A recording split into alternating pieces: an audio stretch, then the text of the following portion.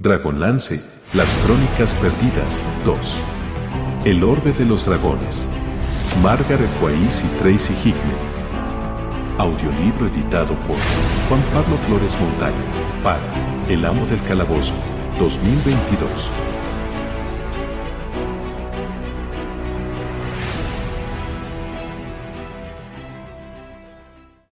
¡20! Un último beso. Sangre y fuego. Los caballeros y sus recién descubiertos compañeros llegaron a la biblioteca sin incidentes. Marco había vuelto para informarles de que Taz se encontraba sano y salvo en la biblioteca, recreando a Lilith con el relato de la lucha que habían sostenido con 600 soldados de la guardia de Tarsis, además de un gigante errabundo que pasaba por allí. Brian, dijo Derek antes de entrar en la biblioteca, ve a buscar a Brickblade y dile que quiero hablar con él. Brian suspiró profundamente, pero hizo lo que le mandaba. Sturm Brickblade pertenecía a una familia respetable y contaba con el respaldo de Lord Guntar, que era un viejo y querido amigo de la familia. Cuando Sturm pidió ser aceptado como aspirante a caballero, Lord Guntar había apoyado al joven. Fue Derek quien se opuso a la nominación de Sturm a entrar en la caballería basándose en varias razones. No se había criado en Solamnia, lo había educado su madre y su padre había estado ausente durante los años de aprendizaje, no había recibido una educación adecuada, no había servido como escudero a un caballero, y, lo que estaba más en su contra, la insinuación de Derek de que la paternidad de Angriff estaba en tela de juicio. Afortunadamente, Sturm no se hallaba presente y no oyó todo lo que Derek dijo sobre él y su familia. De haberlo oído, se habría producido un derramamiento de sangre en el salón del consejo.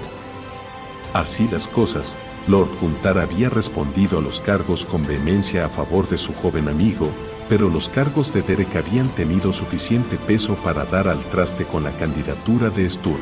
Corrió el rumor de que cuando llegó a oídos de Sturm lo que Derek había dicho, el joven había intentado desafiar a Derek en un duelo de honor. Eso, sin embargo, había sido imposible. Un simple don nadie como Sturm Brickblade no podía retar a un caballero de la Rosa a un combate a muerte. Sintiéndose desprestigiado, Sturm decidió marcharse de Solamnia. Lord Guntar había hablado con él para persuadirlo de que se quedara, pero había sido en vano. Guntar le urgió a esperar un año y entonces se podría someter su nombre a consideración otra vez. Entre tanto, Sturm podía dedicarse a refutar los cargos de Derek. El joven se negó. Abandonó Solamnia al poco tiempo llevándose consigo su herencia, la espada y la armadura de su padre. Parte de esta última era la que ahora llevaba puesta aunque no tuviera derecho a ello. Dos hombres orgullosos y tercos, pensó Brian, y los dos culpables. Tenemos que hablar contigo, Sturm, dijo Brian. En privado. Quizá a la dama le gustaría descansar un rato, concluyó desmañadamente. Sturm escoltó a la mujer velada a un banco de piedra que había cerca de lo que antaño había sido una fuente de mármol. En un gesto galante, lo limpió de nieve, se quitó la capa y la extendió sobre el banco antes de ayudar a la dama a sentarse. El elfo, que se llamaba Giltanas, no había dicho una sola palabra en todo ese tiempo. Se sentó junto a la mujer con actitud protectora. Talis estaba inquieto y miraba a su alrededor. Asintió con la cabeza en un gesto de aquiescencia cuando Sturm le informó que iba a hablar con sus amigos. Derek los condujo hasta un sitio donde podrían hablar a solas sin que los oyeran. Brian, que tenía la terrible sensación de saber lo que se avecinaba, buscó la ocasión de tener una corta charla con Sturm, y lo retuvo por el brazo cuando su amigo se disponía a seguir a Derek. Solo quería decirte que lamento lo que te ocurrió. Me refiero a lo de tu petición de ingreso en la caballería. Derek es mi amigo y no hay otro hombre a quien aprecie y respete más. Brian esbozó una sonrisa pesarosa, pero a veces se comporta como un cretino.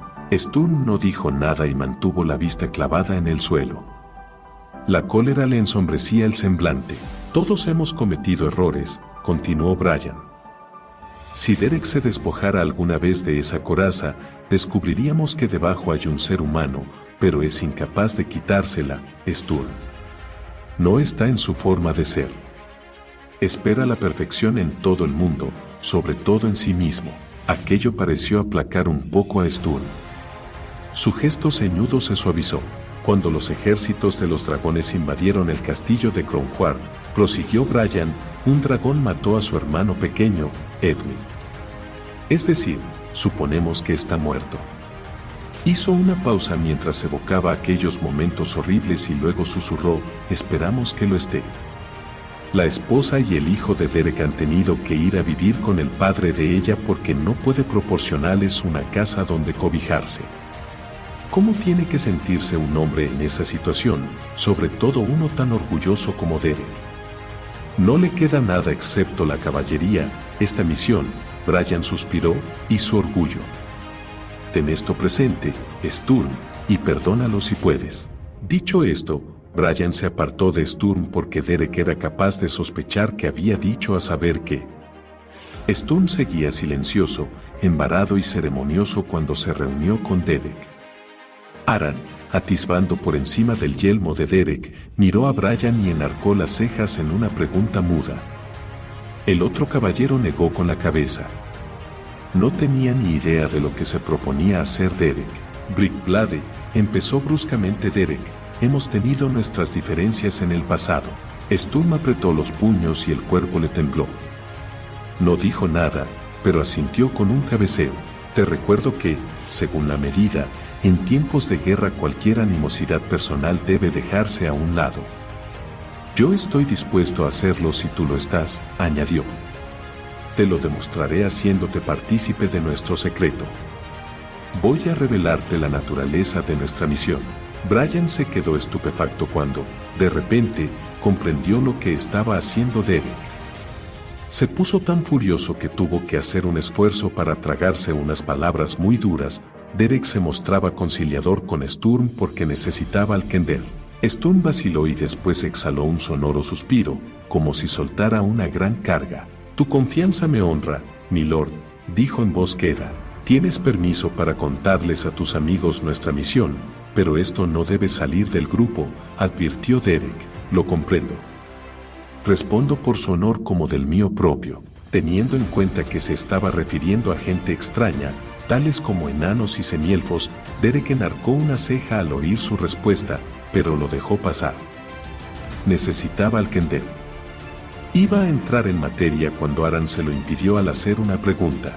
¿Es cierto que matasteis al señor del dragón en Pax Tarkas? Se notaba interés en la voz del caballero. Mis amigos y yo tomamos parte en una revuelta de esclavos en las minas, con el resultado de la muerte del señor del dragón, contestó Sturm. No es menester que seas modesto, Brickblade. Debes de haber hecho algo más que tomar parte para que tu nombre encabece la lista de recompensas por la muerte del señor del dragón. Aran estaba impresionado. ¿Qué la encabezan? Preguntó Sturm, sobresaltado. Así es. Tu nombre y el de tus compañeros. Enséñaselo, Brian. Eso podremos hacerlo en otro momento. Ahora tenemos asuntos más importantes que tratar, intervino Derek, que asestó una mirada iracunda a Aran. El Consejo de Caballeros nos ha encomendado la búsqueda de un valioso artefacto llamado Orbe de los Dragones y que lo llevemos a San Crist. Nos han llegado rumores de que ese orbe podría hallarse en el glaciar, y hemos hecho un alto aquí, en la antigua biblioteca, a fin de conseguir más información. El Kender nos ha prestado una ayuda muy valiosa en ese sentido. Sturm se atusó el bigote en un gesto turbado, incómodo. No me gusta hablar mal de nadie, milores, sobre todo de Tasleov, al que conozco hace muchos años y considero un amigo. Derek frunció el entrecejo ante la idea de que alguien considerara amigo a un Kender, pero, por suerte, Sturm no reparó en su gesto. Sin embargo, deberíais tener presente que Taz, aun siendo una persona generosa y afable, a veces se inventa cosas. Si lo que intentas decir es que el Kender es un pequeño mentiroso, soy consciente de ello, lo interrumpió Derek, impaciente. Pero el Kender no miente en esto. Tenemos pruebas de la veracidad de sus afirmaciones. Creo que tú y tus amigos deberíais comprobarlo por vosotros mismos. Si Tasleof ha podido seros útil, me alegro. Estoy seguro de que Tanis querrá hablar con él, añadió Sturm con ironía. Bien, si no hay nada más que comentar, solo una cosa, ¿quién es la mujer del velo? Inquirió Brian con curiosidad al tiempo que echaba un vistazo hacia atrás. La mujer seguía sentada en un banco y hablaba con el elfo y con el semielfo. El enano paseaba cerca con ruidosas zancadas. Es Lady Alanna, hija del rey de Silvanesti, contestó Sturm. Los ojos le brillaron con afecto al posarse en ella. Silvanesti, repitió Aran, sorprendido. Está muy lejos de casa.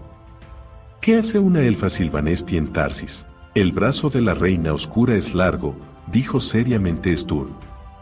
Los ejércitos de los dragones están a punto de invadir su patria. La dama ha arriesgado la vida al viajar a Tarsis para buscar mercenarios que ayuden a los Silvanestis a rechazar al enemigo. Por eso la arrestaron.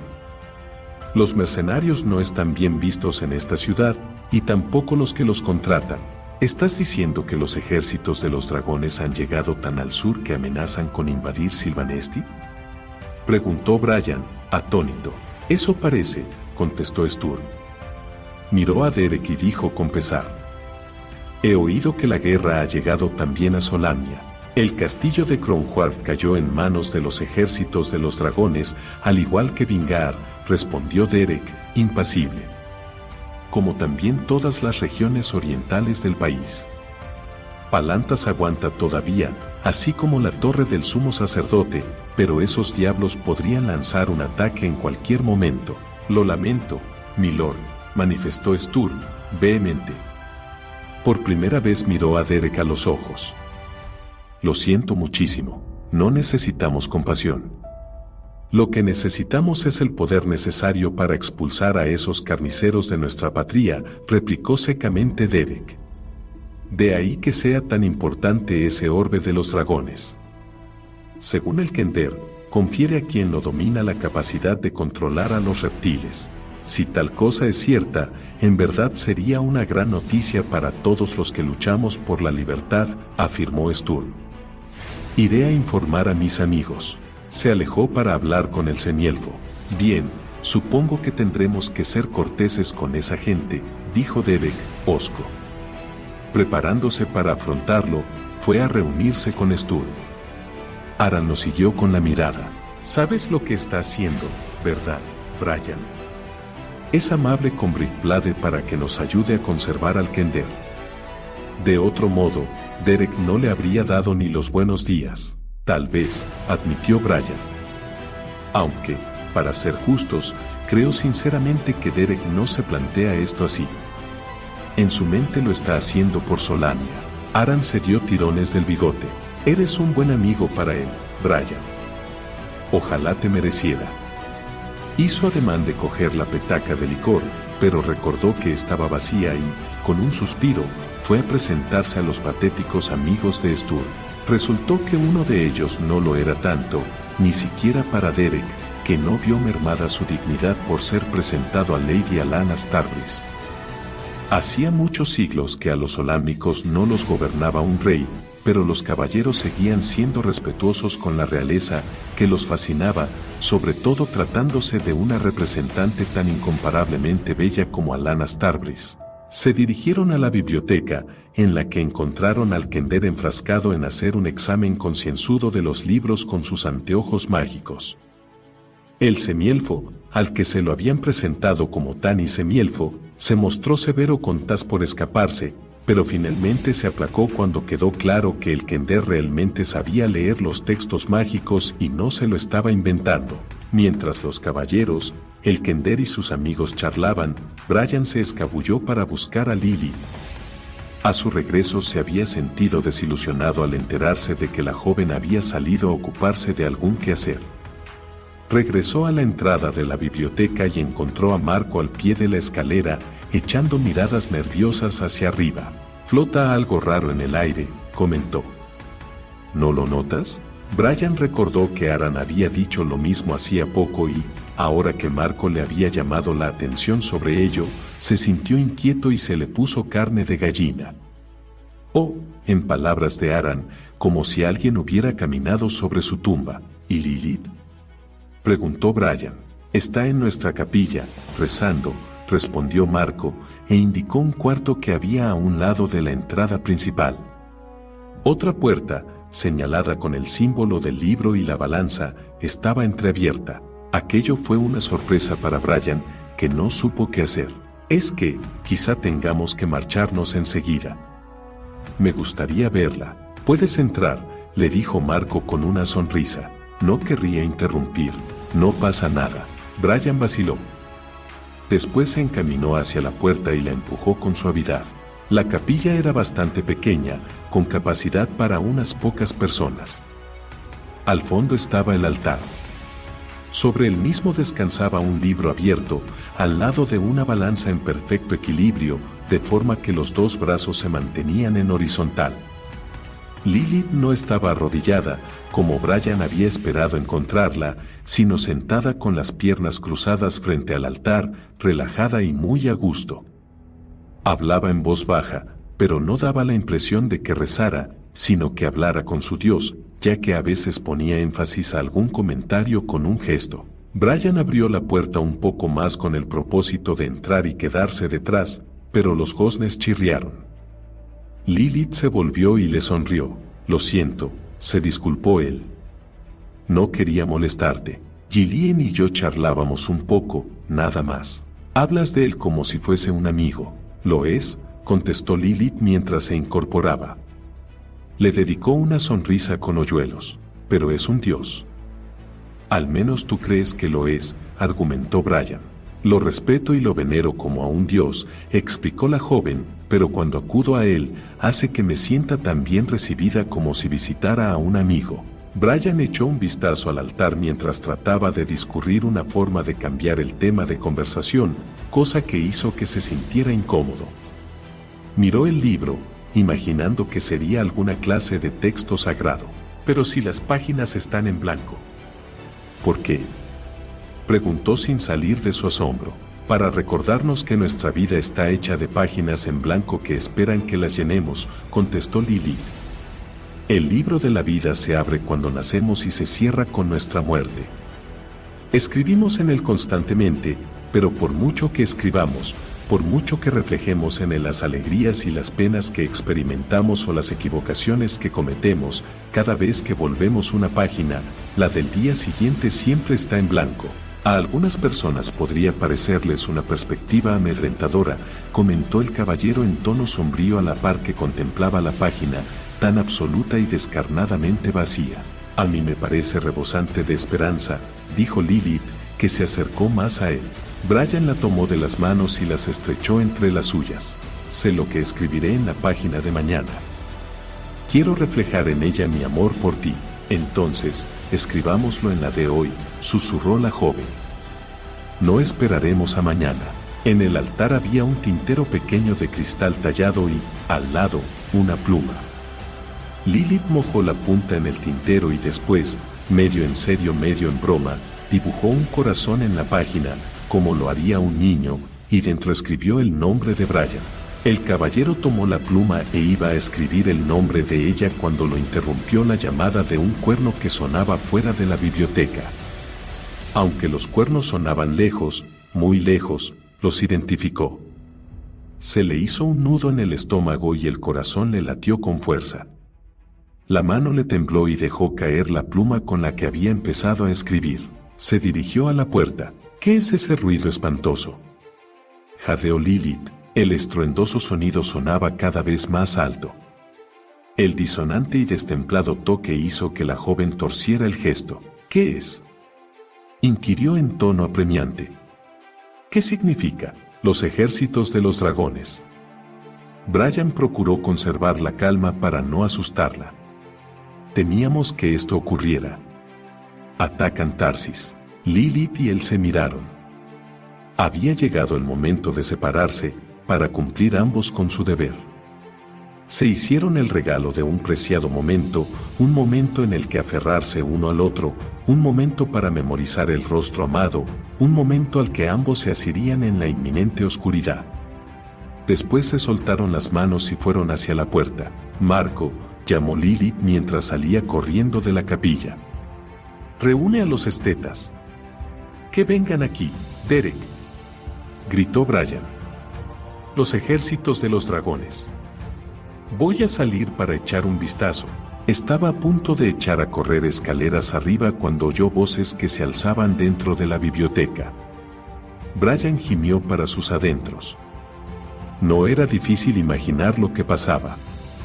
Se dio media vuelta y avanzó entre las estanterías lo más deprisa posible con la esperanza de evitar una disputa. ¿A dónde vas, Kender?, oyó gritar a Derek. Con Tanis, replicó tasavoces. Por el tono se advertía que la pregunta le había sorprendido. Vosotros sois caballeros y os las podéis arreglar bien sin mí, pero mis amigos me necesitan. Os ofrecemos nuestra protección, semielfo, decía Derek cuando Brian llegó donde estaba el grupo. ¿Es que la rechazas? Te lo agradezco, señor, pero como te he dicho, no podemos ir con vosotros. Tenemos amigos en el Dragón Rojo y hemos de reunirnos con ellos. Sturm, ven con el Kender y con nosotros, ordenó Derek. No puedo, señor, contestó Sturm, que apoyó la mano en el brazo del semielfo. Él es mi jefe y mi lealtad está con mis amigos. A Derek le indignó que Sturm Brickblade, un solámico, tuviera la osadía de no obedecer la orden de un caballero que era su superior por nacimiento y, por si fuera poco tal injuria, la agravaba con el insulto de declarar orgullosamente que acataba las órdenes de un elfo mestizo. Tanis se dio cuenta e iba a decir algo, quizá con intención de aplacar la ira del caballero, pero Derek se le adelantó. Si esa es tu decisión, no puedo impedírtelo, dijo con frialdad. Pero esto será otro punto en tu contra, Sturm Brickblade. Recuerda que aún no eres un caballero. Todavía no.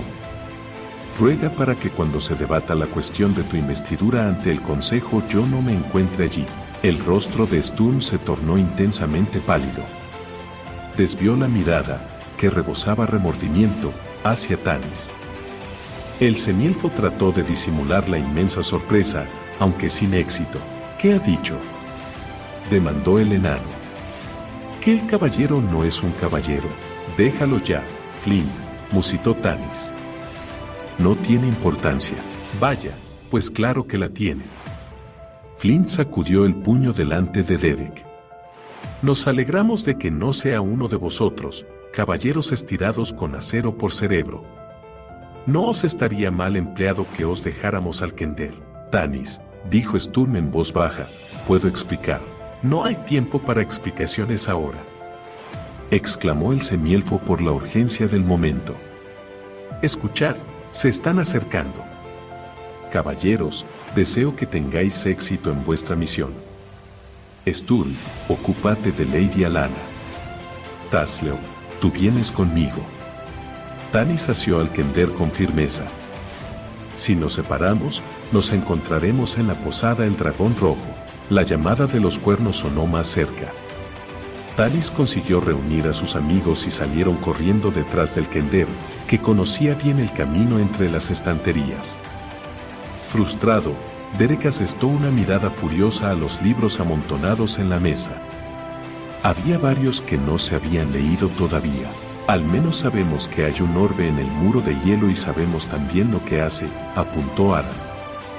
Salgamos de esta ciudad antes de que el ataque desate un infierno. Los caballos están en un establo cercano a la puerta principal. Aprovecharemos el caos para escapar, añadió Brian. Necesitamos a ese Kender, exclamó Derek. Derek, sé razonable, empezó Aran, pero el otro caballero desempaquetaba su armadura e hizo oídos sordos. Ya no tenía sentido ocultar quiénes eran llevando atuendos corrientes. Cabía la posibilidad de que tuvieran que luchar para abrirse paso y salir de la ciudad, así que Aran y Derek se pusieron el peto sobre la cota de malla y se protegieron la cabeza con el yelmo. Brian, que había perdido la armadura cuando su caballo se espantó y huyó, tuvo que conformarse con el coselete de cuero. Hicieron una selección en sus equipos para conservar solo lo que consideraban imprescindible y dejar todo lo demás. Después volvieron hacia la puerta de la biblioteca entre las estanterías de libros. Gracias por la ayuda que nos has prestado, señora, le dijo Derek a Lilith, que hacía guardia al pie de la escalera. ¿Cómo se va a la posada el dragón rojo? Qué insólito buscar alojamiento en este momento, señor. La joven estaba estupefacta. Por favor, señora, no disponemos de mucho tiempo, le rogó Derek con apremio. Tenéis que volver al centro de la ciudad, respondió Lilith tras encogerse de hombros. Esa posada está cerca de la sala de justicia. Id delante vosotros, dijo Brian. Yo os alcanzaré enseguida. Derek le asestó una mirada malhumorada, pero no hizo ningún comentario. Aran le sonrió a Brian y le guiñó un ojo antes de subir corriendo la escalera detrás de Derek. Brian se volvió hacia Lilith. Cierra la puerta a cal y canto, aconsejó a la joven. No la descubrirán. Lo haré, le aseguró ella. La voz le temblaba un poco, pero guardaba la compostura e incluso se las arregló para sonreírle. Estoy esperando que lleguen los otros estetas. Hemos hecho abastecimiento de provisiones. Estaremos a salvo. A los draconianos no les interesan los libros. No, pensó Brian, angustiado, solo les interesa matar. Le dio un último y prolongado beso y después, al oír a Derek llamarlo a voz en cuello, se apartó de la joven con gran esfuerzo y corrió en pos de sus compañeros. Que los dioses de la luz velen por ti, gritó ella a su espalda. Brian miró rápidamente hacia atrás y agitó la mano en un gesto de despedida. La última imagen que vio de la joven fue dirigiéndole una sonrisa y diciendo adiós con la mano. Un instante después, una sombra pasaba por encima y ocultaba la luz del sol. Brian miró hacia arriba y vio las alas rojas y el colosal cuerpo rojo de un dragón. El miedo al dragón lo invadió, aplastó toda esperanza y aniquiló todo resquicio de valor. El brazo que sostenía la espada le tembló. Tropezó mientras corría, casi incapaz de respirar por el terror que parecía sumir en la oscuridad cuanto había a su alrededor. Los ejércitos de los dragones no habían ido a conquistar Tarsis, habían ido a destruirla. Brian luchó contra el miedo que se retorcía en sus entrañas hasta el punto de que casi lo había puesto físicamente enfermo. Se preguntó si Derek y Aran lo estarían viendo, si serían testigos de su flaqueza, y la rabia y el orgullo lo espolearon y le devolvieron la confianza en sí mismo. Siguió corriendo. El monstruo rojo pasó volando en dirección a los sectores de Tarsis donde la gente, presa del pánico, se agolpaba en las calles. Brian encontró a Aran y a Derek a resguardo de las sombras de un portal medio derrumbado. Llegaron más dragones rojos, las alas ocultando el cielo. Los caballeros oyeron el bramido de las monstruosas bestias, las vieron volar en círculo y lanzarse en picado sobre sus víctimas indefensas, a las que arrojaban fuego que incineraba todo lo que tocaba, incluidas las personas. El humo empezó a crecer a medida que los edificios estallaban en llamas. Incluso desde esa distancia les llegaban los gritos horribles de los que perecían. Aran tenía la tez cenicienta. Derek mantenía la compostura, pero solo merced a un esfuerzo ímprobo. Tuvo que humedecerse los labios con la lengua 2 veces antes de ser capaz de hablar. Vamos a la posada. Los 3 se agacharon de forma involuntaria cuando un dragón rojo los sobrevoló tan bajo que el vientre rozó las copas de los árboles. Si el reptil hubiera mirado hacia abajo, los habría visto, pero los ojos feroces de la bestia estaban clavados al frente, deseosa de tomar parte en la masacre. Derek, esto es una locura, susurró Aran.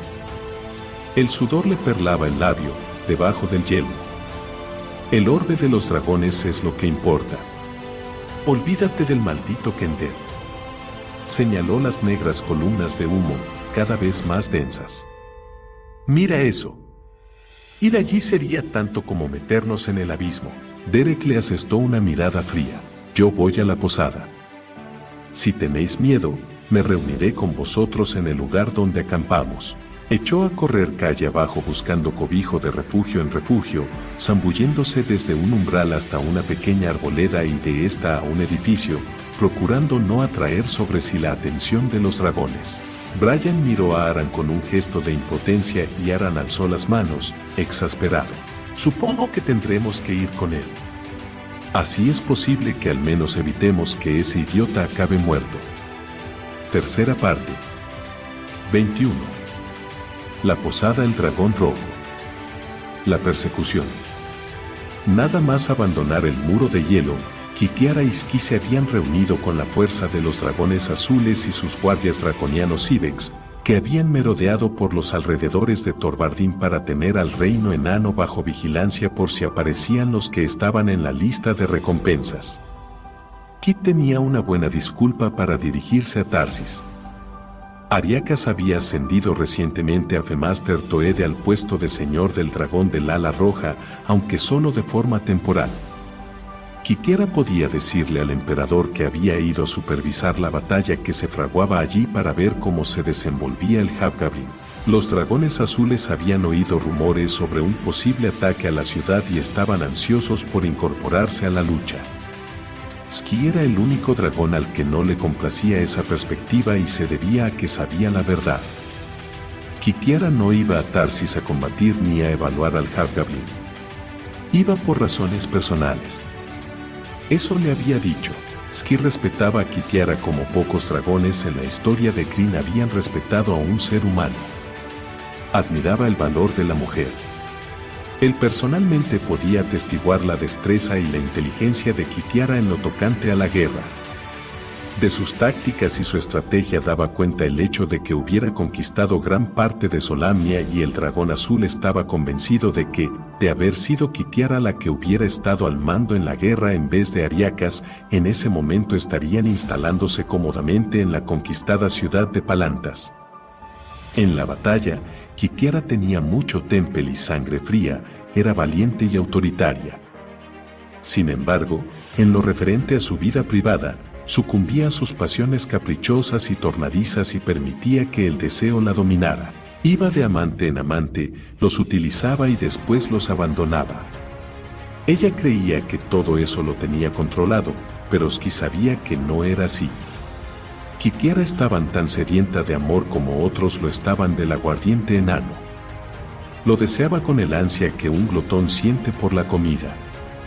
Necesitaba que los hombres la adoraran, e incluso si no los amaba ya, esperaba que ellos siguieran amándola. Ariakas era quizá la única excepción, y eso se debía a que Kitiara se había limitado a permitirle que la amara solo para conseguir ascensos.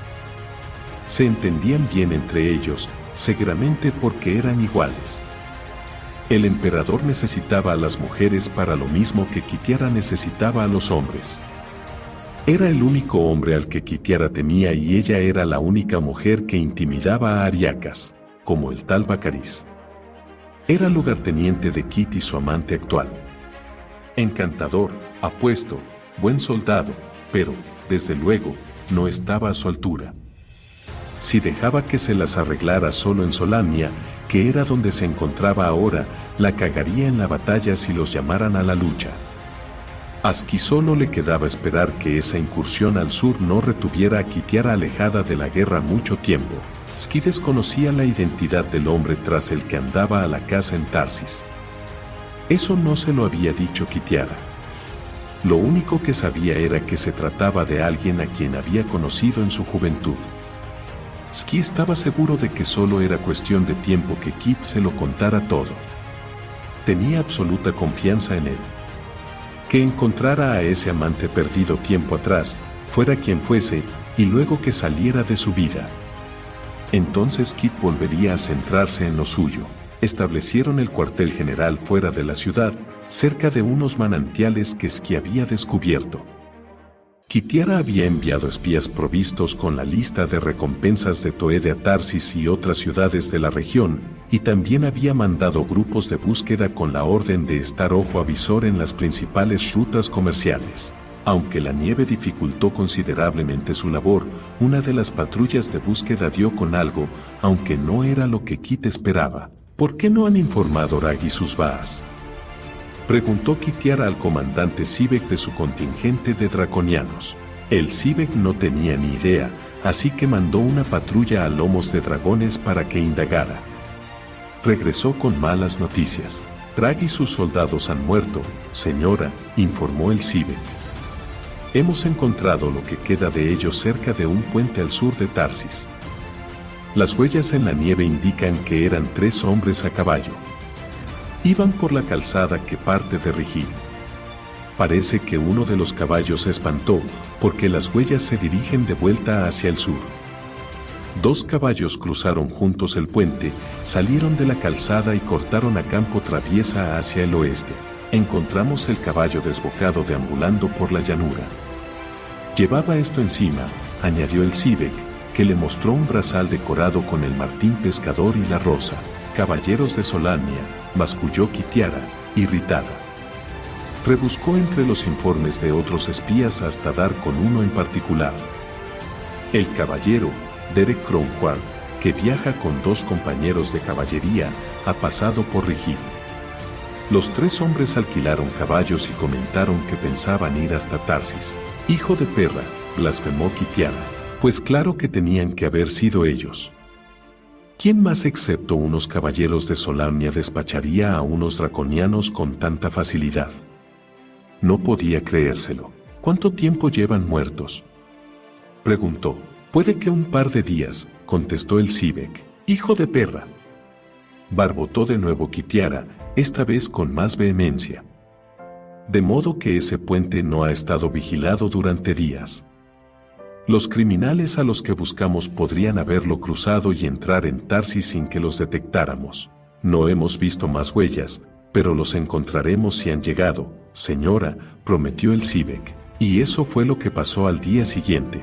Las personas que buscas están en Tarsis, señora, informó el Sivek. Entraron por una de las puertas esta mañana. Todos. Señaló la lista de recompensas. Encajan perfectamente con las descripciones. Se alojan en la posada El Dragón Rojo. Excelente. Kitiara se levantó de la silla. Tenía el rostro arrebolado y los ojos brillantes por la excitación. Haz que vengas aquí. Volaré inmediatamente allí.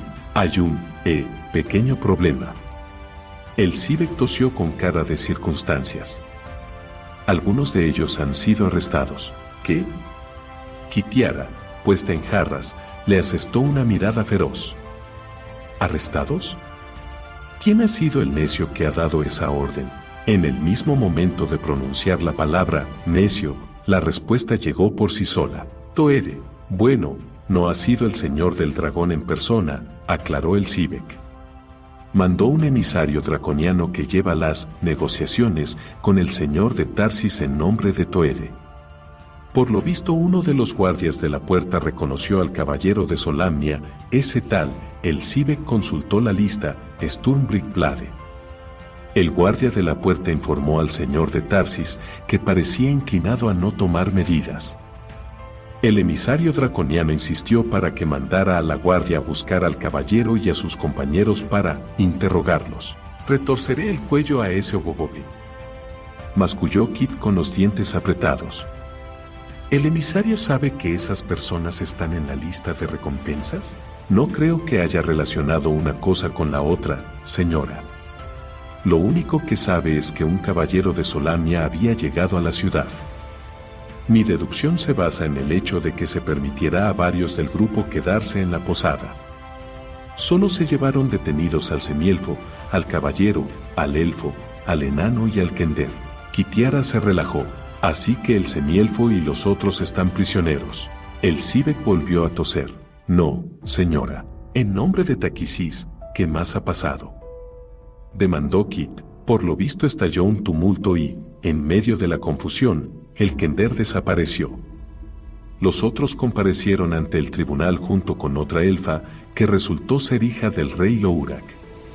Los conducían a prisión a todos cuando 3 hombres encapuchados atacaron a los soldados y rescataron a los prisioneros. Deja que adivine, susurró Kit en un tono peligrosamente tranquilo. Los 3 hombres que los rescataron eran caballeros solámnicos. Eso parece, señora, respondió el Sivek tras una ligera vacilación. Mi informador los oyó hablar en solámnico y el caballero, Brickblade, reconoció a los otros 3. Kitiara se sentó pesadamente en la silla. ¿Dónde están ahora? Lamento decir que el caballero y sus compañeros escaparon. mi gente los está buscando. Sin embargo, la mujer de la lista y los otros hombres, incluido el mago y el clérigo de Paladine, siguen en la posada. Al menos algo ha salido bien, comentó Kit, otra vez animada. El semielfo no abandonará a esas personas. Son sus amigos, así que volverá a buscarlos. Mantén a tus espías cerca de la posada El Dragón Rojo. No, espera. Iré yo misma.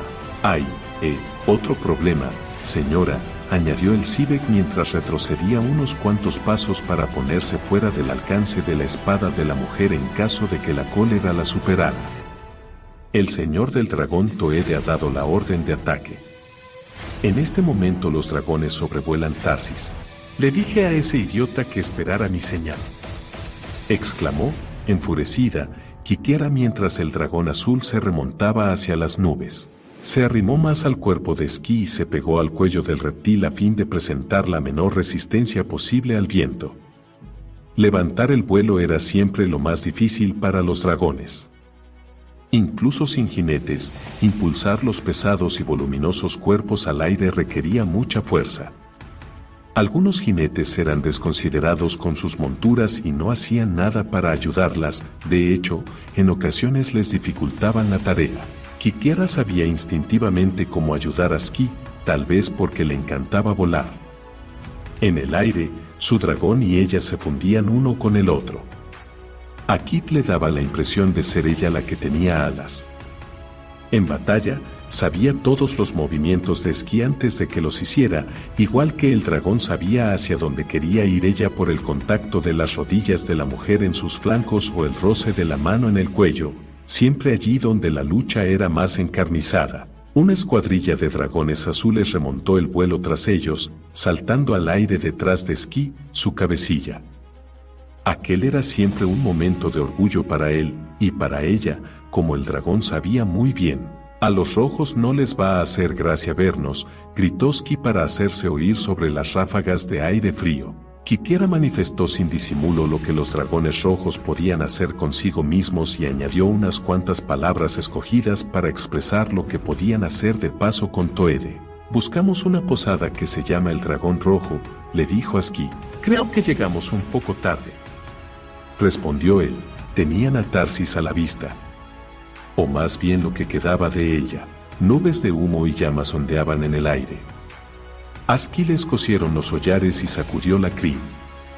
Disfrutaba con la pestilencia de la destrucción, pero la densa nube de humo haría más que difícil distinguir algo en el suelo. Sin embargo, Kitiara lo había previsto y había enviado exploradores a la ciudad.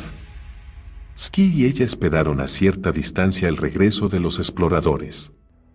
El dragón voló en lentos círculos justo fuera del alcance de la humareda. No hacía mucho que esperaban cuando un jinete de Wyvern salió de la capa de humo que envolvía como una mortaja la ciudad condenada. Al divisar a la señora del dragón, viró rápidamente hacia allí. Ve despacio, ordenó al dragón. Ski curvó la boca en una mueca burlona, pero hizo lo que le mandaba. Como casi todos los dragones, detestaba a los Wyverns.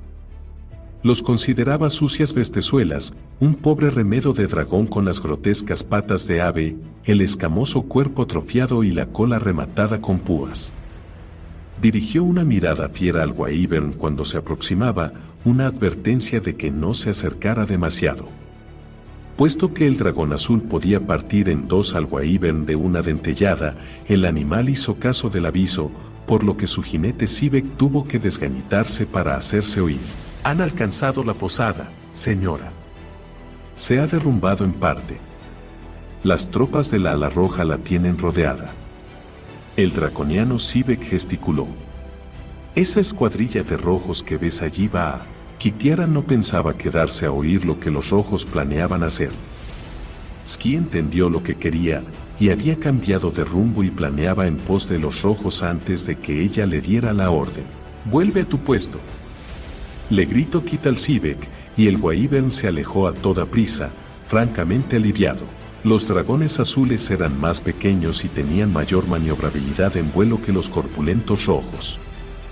Ski y sus azules alcanzaron a los rojos con facilidad y, como había adivinado Ski, les desagradó sobremanera verlos. Los rojos asestaron miradas furibundas a los azules, que les respondieron con otras igualmente torvas. Kitiara y el cabecilla del ala roja sostuvieron una breve conferencia en el aire. El rojo gritaba a Kit que tenía órdenes de Toede de matar a los delincuentes si los encontraba, nada de capturarlos. Kit le replicó a voces que sería él el que acabaría muerto, nada de capturado, a no ser que le entregara a los asesinos sanos y salvos. El comandante del ala roja conocía a Kitiara. También conocía a Toede. Saludó a Kit con respeto y se alejó volando. «Localizad la posada», ordenó Kit a Ski y al resto de los azules. «Recordad que buscamos a 3 personas, un semielfo, un hechicero humano y un guerrero grandullón con aspecto de tonto». Los dragones entraron en la nube de humo, parpadearon y se mantuvieron alerta para que ninguna pavesa ardiente tocara las vulnerables membranas de las alas. Los azules tenían que ir con cuidado, porque los rojos, ebrios de gozo por la matanza y la destrucción, volaban sin cuidado y hacían picados sobre la gente indefensa que intentaba escapar para lanzarles chorros de fuego y después observar cómo gritaban y corrían con el pelo y las ropas en llamas hasta que se desplomaban en la calle. Sin prestar atención de hacia donde iban, los rojos tropezaban con edificios, los hacían añicos y los derribaban con las colas. También chocaban entre sí en medio del humo y la confusión, y Ski y los otros azules se veían forzados a ejecutar maniobras extrañas para evitar colisiones con ellos. Unos cuantos rayos expelidos por los azules consiguieron alejar a los rojos que volaban demasiado cerca. Para Kitiara no era nada nuevo el hedor a carne quemada, los gritos de los moribundos, el estruendo de torres que se derrumbaban. Apenas prestaba atención a lo que la rodeaba, estaba concentrada en escudriñar a través de los huecos de aire limpio que de vez en cuando aparecían en la nube de humo abiertos al batir Ski las alas. Sobrevolaban la zona en la que se hallaba la posada y enseguida la localizó, porque era, o había sido, uno de los edificios más grandes del sector. Fuerzas draconianas atacaban la posada y combatían con los que se encontraban dentro. Kit dio un respingo. Sabía perfectamente bien quién estaba allí luchando para salvar la vida y la vida de sus amigos. Se imaginó a sí misma entrando en la posada con pasos decididos, en medio del humo, encaramándose a los montones de escombros, hallando a Tanis, tendiéndole la mano a la par que le decía, «Ven conmigo». Se quedaría estupefacto, naturalmente. Imaginaba la expresión de su cara. «Grifos». Bramó Ski. Kitiara parpadeó para salir de su ensueño y escudriñó a través de las rendijas del yelmo mientras maldecía el humo que no la dejaba ver. Entonces aparecieron. Era una escuadrilla de grifos que volaba por debajo de la capa de humo y que acudía al rescate de los que estaban atrapados en la posada. Kitiara profirió una maldición de rabia. Los grifos eran criaturas feroces que no le temían a nada y cayeron sobre los draconianos que rodeaban la posada, los atraparon con las garras afiladas y les arrancaron la cabeza con el pico, como haría un águila con una rata. «Hay elfos metidos en esto», rugió Ski. Los grifos, aunque apasionadamente independientes, respetaban a los elfos, y los que estaban vinculados con ellos los ayudaban si la necesidad era grande. Por sí mismos, los grifos jamás habrían volado hacia una batalla campal arriesgando la vida para salvar a unos humanos. Esos grifos estaban allí por orden de algún señor elfo. Los que se habían quedado atrapados entre las ruinas de la posada ahora subían a lomos de los grifos, que no perdieron el tiempo. Una vez recogidos los pasajeros, emprendieron vuelo hacia el norte. ¿Quiénes han huido? ¿Has podido verlos?, gritó Kit. Ski iba a responder cuando apareció un dragón rojo a través del humo. Al ver a los grifos que huían, el rojo voló tras ellos con el propósito de calcinarlos. «Córtale el paso», ordenó Kitiara. A Ski no le gustaba que la mujer se involucrara en esa lucha, pero le divertía la idea de desbaratar los planes a cualquier dragón rojo que, por el simple hecho de ser más grandes, se creían mejores que nadie. Ski ejecutó un viraje justo delante del hocico del rojo obligándolo a hacer una maniobra tan brusca que casi se dio la voltereta para no chocar con él. «¿Estás loco?», lo increpó el rojo, enfurecido. Se escapan. Kitiara ordenó al rojo que se fuera a otra parte de la ciudad a matar gente y mandó a los dragones azules tras los grifos, en su persecución, no sin antes repetirles varias veces que tenían que traerle sana y salva a la gente que transportaban los grifos. ¿No vamos nosotros? Se extrañó Ski. Tengo que asegurarme de quiénes eran. No quiero marcharme hasta que confirme que eran ellos los que han huido. No llegué a verlos. ¿Y tú? Le preguntó a gritos a Skip. El dragón había podido echarles una buena ojeada mientras Kit discutía con el dragón rojo. Tu hechicero y un guerrero humano muy grande, una humana de cabello pelirrojo y un hombre con ropas de cuero. Podría ser un mestizo. Parecía el cabecilla, porque impartía órdenes. Ah, sí, y una pareja de bárbaros. ¿No había una mujer rubia? Preguntó Kit en tono cortante. No, señora, contestó Ski, que se preguntó qué tendría eso que ver con los demás. Bien. A lo mejor ha muerto. Después frunció el entrecejo. ¿Y qué ha pasado con Flint, Stu y el Kender? Tanis nunca los habría abandonado. Así que, tal vez, el que iba en el grifo no era él. ¿Qué ordenas, señora? Preguntó Ski, impaciente. El dragón esperaba que Kit reflexionara sobre toda esa estupidez y le dijera que mandara volver a los azules que volaban en pos de los grifos. Unas bestias rápidas, los grifos. Casi se habían perdido de vista para entonces. Los azules tendrían que emplearse a fondo para alcanzarlos. Esperaba que Kit le dijera que todos regresaban a Solamnia, a bosques repletos de ciervos y a combatir en gloriosas batallas y conquistar ciudades. Lo que dijo la mujer no era lo que había esperado o deseado oír.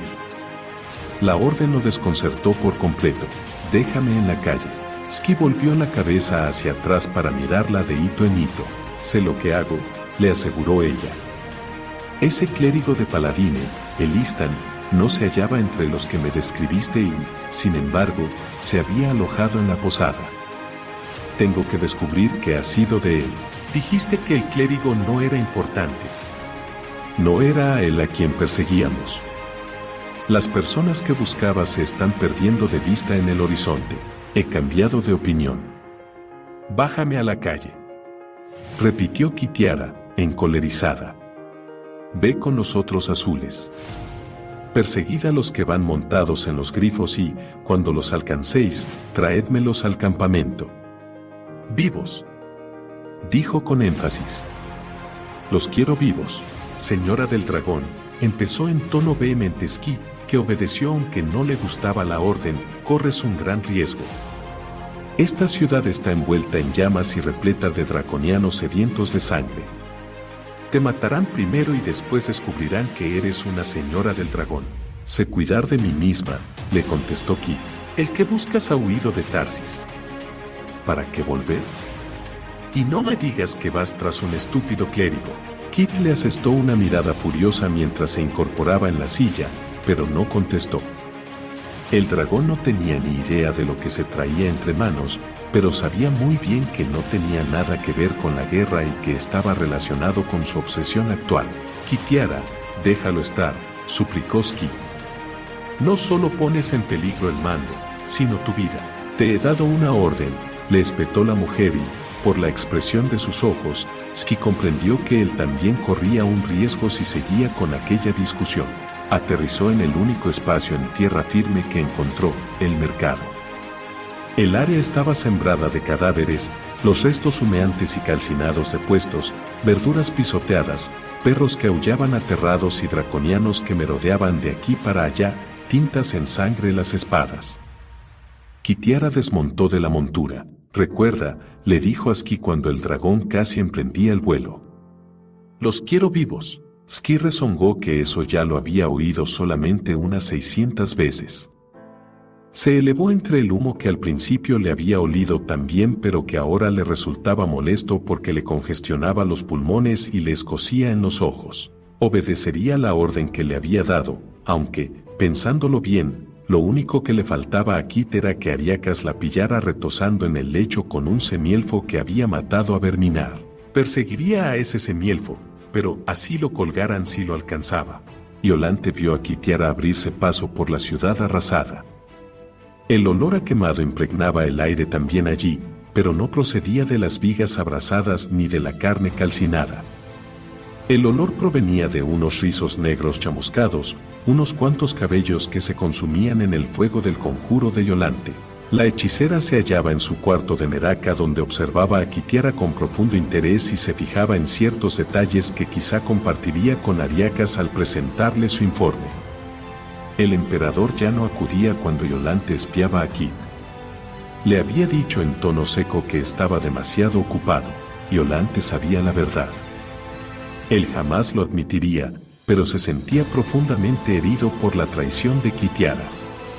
Había sido el brujo invernal, Fealtas, el que había puesto la última piedra en la pira funeraria de Kitiara. Le había enviado un informe detallado a Ariakas sobre la mujer en el que afirmaba haber sondeado su alma hasta lo más recóndito y había descubierto que estaba locamente enamorada del semielfo implicado en el asesinato de Verminar. Iolante estaba presente cuando el emperador leyó el informe, y Ariakas había tenido tal arrebato de ira desaforada que por un momento la hechicera temió por su propia vida. Ariakas se había calmando finalmente, pero aunque la cólera había dejado de llamear con violencia, quedaban los rescoldos candentes. Estaba convencido de que Kitiara era responsable de la muerte de Verminar. Ariakas mandó a sus guardias a Solamnia para que la buscaran, pero el primer oficial, Bakaris, les dijo que no se encontraba allí. Había partido en una misión secreta con Ski y se había llevado una escuadrilla de azules. Al emperador no le cupo duda de que iba a reunirse con su amante mestizo, y empezó a pensar que la mujer estaba metida con el semielfo en algún tipo de conspiración contra él. El hecho de que se hubiera llevado a los azules confirmaba esa sospecha. Iba a afianzarse como su rival para disputarle la corona del poder. Ariakas le había ordenado a Iolante que utilizara su magia para localizar a Kitiara y le informara de lo que descubriera. Así que ahora la hechicera vio a Kit asumir el mando de un contingente de draconianos que deambulaban por el mercado. Se despojó del yelmo y la armadura de Señora del Dragón, los envolvió en la capa y ocultó el bulto debajo de un montón de escombros. Después le quitó la capa a un cadáver y se la echó por los hombros. Se embozó el rostro con un pañuelo para protegerse del humo y del hedor a muerte, así como para ocultar su identidad, y remetió el rizado y negro cabello en el gorro que le quitó también al mismo cadáver. Hecho esto, Kitiara echó a andar calle abajo, acompañada por los draconianos, en dirección a la posada en la que Iolante le había oído decirle al dragón que era donde el semielfo estaba alojado. Entretanto, el semielfo huía a lomos de un grifo. Iolante no entendía lo que pasaba. ¿Por qué no había ido tras el Kitiara? La hechicera empezó a pensar que se había equivocado con Kit. Quizá había decidido capturar al clérigo de Paladine, en cuyo caso regresaría como una heroína, ya que medio Ansalon buscaba a ese clérigo mientras que el otro medio buscaba al escurridizo hombre de la joya verde. Iolante estaba intrigada. Después de presenciar lo que Kitiara había hecho hasta el momento, de ser testigo de los absurdos errores que había cometido, la hechicera habría apostado por el emperador como claro ganador, pero ahora ya no estaba tan segura. El caballo rival estaba corriendo mucho mejor de lo previsto.